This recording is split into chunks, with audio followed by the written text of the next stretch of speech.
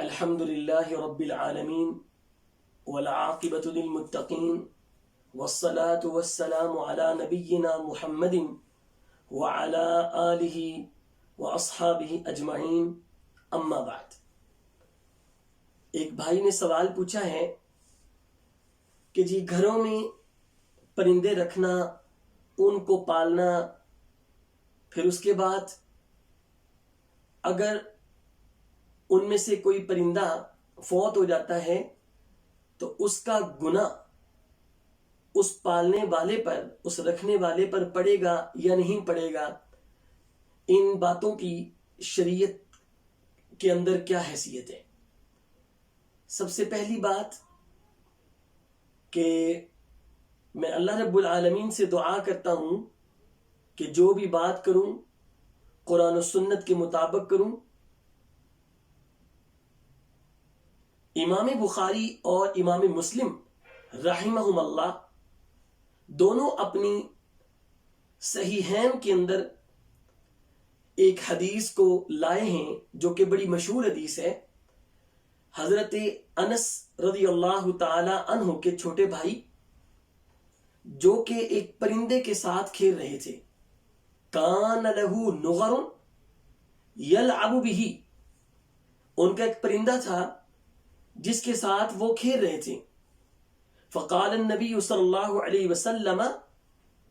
یا ابا عمیر ما فعل النغیر، نبی کریم صلی اللہ علیہ وسلم نے حضرت انس کے بھائی جو تھے چھوٹے، ان کو بلایا اور کہا اے ابا عمیر کیا بنا ہے تمہارے پرندے کا؟ نغیر عربی زبان میں شارحین حدیث نے اس کے مختلف معنی بیان کیے ہیں۔ ایک نغیر بلبل کو کہتے ہیں، کچھ نے کہا ہے نغیر چڑیا کی طرح ایک پرندہ ہے۔ بہرحال وہ ایک پرندہ تھا جس کے ساتھ وہ کھیلتے تھے، اور نبی کریم صلی اللہ علیہ وسلم نے ان سے پوچھا کہ بھائی وہ تمہارے پرندے کا کیا بنا ہے؟ اب حضرات محدثین اللہ ان کی فقاہت پر اور ان کی دانشمندی پر بہت زیادہ اپنی رحمت نازل فرمائے، اس حدیث سے مختلف علماء نے مسائل کا اس حدیث سے استنباط کیا ہے۔ امام احمد الطبری المعروف بابن القاص، انہوں نے اس حدیث سے مسائل کا استنباط اور استخراج کرتے ہوئے ایک پوری جلد جو ہے وہ کتاب کی لکھی ہے، اور شیخ ابن عثیمین رحمہ اللہ نے امام شافعی رحمہ اللہ کے حوالے سے بیان کیا ہے کہ انہوں نے اسی حدیث یا ابا عمیر ما فعل النغیر، اسی حدیث سے 1000 مسئلے کا استنباط کیا ہے۔ تو اسی طرح اس حدیث سے حافظ ابن حجر رحمہ اللہ نے فتح الباری کے اندر بھی بہت سارے مسائل کا استنباط کیا ہے۔ ان مسائل میں سے جن کا انہوں نے فقہی استنباط کی اس حدیث سے ایک مسئلہ، وہ یہ میرے پاس فتح الباری ہے، اور فتح الباری کے اندر حافظ ابن حجر رحمہ اللہ وہ کیا فرماتے ہیں کہ ان فی الحدیث دلالہ علی جواز امساک الطیر ونحوہ، کہ اس حدیث میں واضح طور پہ دلالت ہے کہ گھروں میں پرندوں کو رکھنا، ان کو پالنا یہ جائز ہے۔ اور آگے چل کے حافظ ابن حجر رحمہ اللہ فرماتے ہیں کہ جو بھی من حبس حیوانا من الحیوانات، جو بھی کسی جانور کو اپنے گھر کے اندر پالتا ہے، ان کو رکھتا ہے، تو وہ ان کی ضروریات زندگی کا ضرور خیال کرے۔ اس کے بعد اب اس حدیث کے بعد میں دوسری بات یہ ذکر کرنا چاہتا ہوں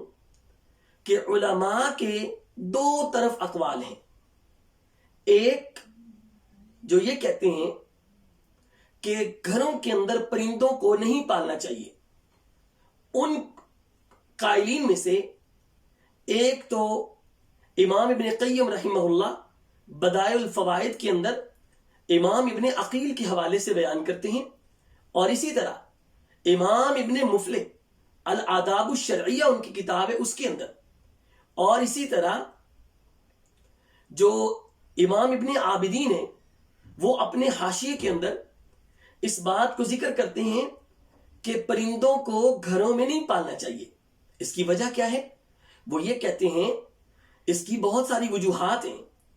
کہ بندے کے اندر، سب سے پہلی وجہ کہ بندے کے اندر فخر اور تکبر پیدا ہو جاتا ہے، اور وہ کہتے ہیں اس کے اندر پرندوں کے لیے تعذیب اور سزا ہے، پھر وہ کہتے ہیں اس میں فضول خرچی بھی آتی ہے۔ تو ان وجوہات کی بنیاد پر ان ائمہ نے اپنی کتابوں میں پرندوں کو گھروں میں پالنے کے اوپر انہوں نے کہا ہے کہ ان کو پالنا گھروں میں صحیح نہیں ہے۔ دوسری طرف امام قاضی عیاض مشارق الانوار کے اندر انہوں نے جمہور علماء کا یہ مذہب نقل کیا ہے کہ جمہور اہل علم کے نزدیک گھروں میں پرندوں کو پالنا جائز ہے، اس شرط کے ساتھ کہ ان کو اذیت نہ دی جائے اور ان کی ضروریات زندگی کا خیال رکھا جائے۔ اب جس طرح کہ میں نے آپ کو فتح الباری کے حوالے سے میں نے آپ کو اس سے عبارت پڑھ کے سنائی ہے، حافظ ابن حجر رحمہ اللہ نے جو بیان کی ہے اسی حدیث کی شرح میں، یا ابا عمیر ما فعل النغیر، اور اسی طرح اور بھی بہت سارے علماء جو کہ پرندوں کو پالنے کے جواز کے قائل ہیں، لیکن وہ ساتھ کچھ شروط لگاتے ہیں، کہتے ہیں ان شروط کو مد نظر رکھ کے آپ اپنے گھروں میں پرندوں کو پال سکتے ہیں، ان کو پنجرے میں رکھ سکتے ہیں، لیکن ان شروط کے ساتھ جو پہلی شرط ہے وہ یہ ہے کہ آپ ان پرندوں کو پالنے کے ساتھ ساتھ اللہ کی عبادت سے اور اپنے واجبات سے غافل نہ ہو جائیں، اور دوسرا ان کے کھانے پینے کا مکمل اہتمام کریں، اور تیسری شرط ان کی حق تلفی نہ کریں، اور چوتھی شرط ان کی اچھی رہائش کا بندوبست کریں، اور پانچویں شرط ان کو کسی طرح کی اذیت نہ پہنچائیں، اور چھٹی شرط اگر وہ بیمار ہو جائیں تو ان کا علاج اور معالجہ کروائیں، اور ساتویں شرط کہ فضول خرچی سے اور اسراف سے اجتناب کریں۔ ان شروط کے ساتھ اگر کوئی اپنے گھر کے اندر پرندے کو پالتا ہے، رکھتا ہے، تو اس کا یہ رکھنا جائز ہے۔ اگر یہ عمل ناجائز ہوتا